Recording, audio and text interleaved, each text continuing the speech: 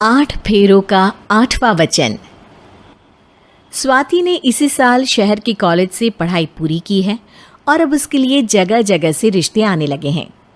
स्वाति से ज़्यादा उसके रिश्तेदारों को उसकी शादी की चिंता है, इसीलिए जो भी स्वाति के घर आता वो किसी नए लड़के की खबर ज़रूर ले आता। अरे दीदी, ये फोटो देख के बताओ कैसा है। राहुल नाम है लड़के का, मेरी सहेली की बहन का बेटा है। अपनी स्वाति के साथ एकदम प्यारी जोड़ी लगेगी इसकी। ज़रा दिखाना, फोटो तो बढ़िया लग रहा है। कोई गलत आदत वादत तो नहीं है ना इसे? और कमाता कितना है? अरे कोई गलत आदत नहीं है दीदी, आप कहो तो एक मीटिंग करवा देती हूँ, फिर सब कुछ फाइनल कर लेना। हाँ हाँ, ये सही कह रही हो तुम। संडे को स्वाति के पापा भी घर पे ही रहेंगे। बुआ फिर वहाँ से चली जाती है और रात को स्वाति की माँ उससे कहती है, स्वाति बेटा, आज कमला बुआ ने एक लड़के की फ़ोटो दिखाई है। संडे को वो लोग मिलने आ रहे हैं, तैयार हो ना तुम बेटा? अरे मम्मी, आप कहाँ कमला बुआ के चक्कर में आ जाती हो? अभी इतनी जल्दी कोई शादी वादी नहीं करनी है मुझे। अरे बेटा, अच्छा लड़का है, बुआ जानती है उसे अच्छे से। हाँ स्वाति बेटा, एक बार मिल तो लो, बाद में देखेंगे आगे क्या करना है। वैसे तो कमला रिश्ता लाई है तो मना करने का तो कोई सवाल ही नहीं उठता। संडे की सुबह होती है और कमला बुआ राहुल और उसके मम्मी पापा को लेकर स्वाति के घर आती है। अरे आइए आइए भाभी, इसे अपना ही घर समझिए, इनसे मिलिए। ये मेरे भैया और ये मेरी भाभी हैं। नमस्ते भाभी जी, ये है हमारा लड़का राहुल, सरकारी नौकरी की तैयारी कर रहा है ये। वैसे आपकी बेटी कहाँ है? अरे स्वाति बेटा, बाहर आ जाओ।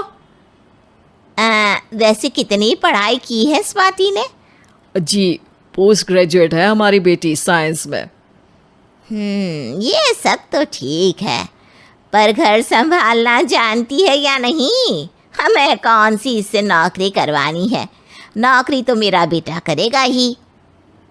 पर मैंने इतनी पढ़ाई की है और आप चाहती हैं कि मैं घर पर ही बैठी रहूं? अरे स्वाति बेटा, ये बड़ों की बात में तुम कहाँ बोल पड़ी?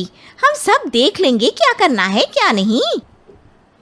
हम तो इसी बात में विश्वास करते हैं कि घर के लड़कियां घर में ही रहे तो ज़्यादा अच्छा रहता है, वरना भाई साहब आप तो आजकल के हाल जानते ही हैं, कितनी घटनाएं होने लगी हैं औरतों के खिलाफ। स्वाति बेटा, रसोई का काम तो पूरा जानती हो ना? शादी के बाद तुम्हें ही संभालना है वो सब। अरे बहुत अच्छा खाना बनाती है ये, आप सब लोग इसकी तारीफ करते नहीं थकेंगे। लो भाई, हो गई मीटिंग, अब शादी की तारीख फाइनल कर लेते हैं, क्यों भैया? भाई हम तो पंडित जी से चर्चा करने के बाद ही तारीख फाइनल करेंगे, सालों से हम उनकी बातें मानते हुए आ रहे हैं। लड़के वाले और कमला बुआ की बातें सुनकर स्वाति एकदम नाराज़ हो जाती है और उसे लगने लगता है कि शादी के बाद उसे घर पर ही बैठना पड़ेगा। लेकिन घर वालों के आगे उसकी एक नहीं चलती और उसे शादी के लिए हाँ कहना पड़ता है।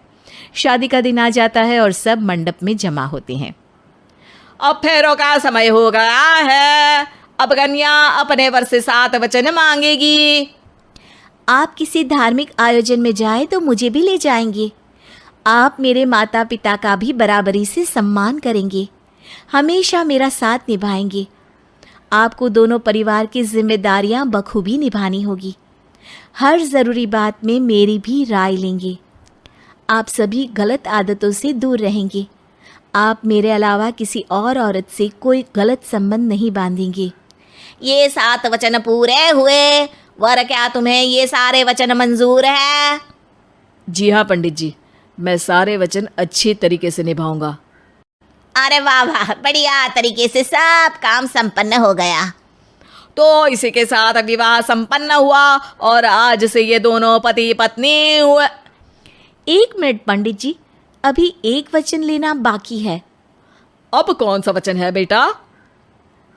मैं अब हमेशा के लिए किसी दूसरे घर में जाने वाली हूँ, तो पति के अलावा मैं अपने सास ससुर से भी एक वचन लेना चाहूँगी। अब कहो बेटी। मैं ये चाहती हूँ कि मुझ पर किसी बात की कोई पाबंदी नहीं लगाई जाएगी। मुझे सब कुछ करने की आज़ादी होगी और मैं भी विश्वास दिलाती हूँ कि मैं एक अच्छी बहू बन के दिखाऊंगी। स्वाति की बात सुनकर उसके सास ससुर एकदम चौंक जाते हैं और कुछ बोल नहीं पाते कि उतने में कमला बुआ बोल पड़ती है। अरे बेटा, ये भी कोई कहने की बात है? रानी बन के रहोगी तुम तो। वचन देने से पहले सोच लीजिए, क्योंकि शास्त्रों में वचन ना निभाने वालों के लिए नरक से भी बदतर सजा लिखी है।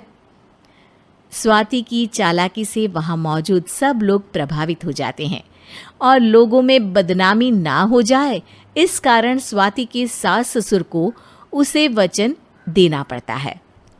अरे कैसी अपशकुन वाली बातें कर रहे हैं आप पंडित जी। हमें मंजूर है बेटा तुम्हारी शर्त। स्वाति अपनी समझदारी से अपनी बात अपने ससुराल वालों से मनवा लेती है और खुशी खुशी राहुल से शादी कर लेती है। अब से हर शादी में मैं खुद 8 वचन दिलवाऊंगा। ओम मंगलम मंगलम मंगलम।